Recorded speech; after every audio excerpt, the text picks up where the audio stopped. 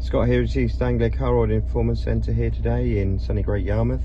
We have a T6 in for a new stereo, which is a KENWOOD DMX7722DABS. Just going to run through a few features with you on this unit. So it comes with wireless Apple, wireless Android, also a plug-in USB option as well, which we've run in on the original USB there, as you can see.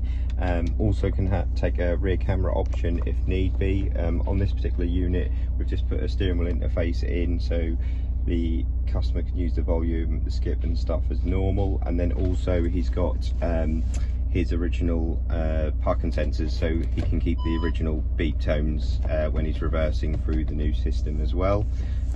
So you've got DAB Plus on here as well, so we've just selected that now. We can then bring some menus out. You can then obviously set some favorites there.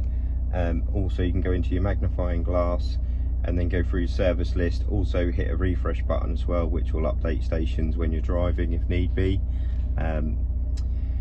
So you've also can press the menu button and go to quick searches here for settings, camera setup and etc, stuff like that. If I press the home button, that'll take us back to the main menu, which you can personalize as well. So at the bottom there, if you didn't want Android or Apple, you can move them around if need be.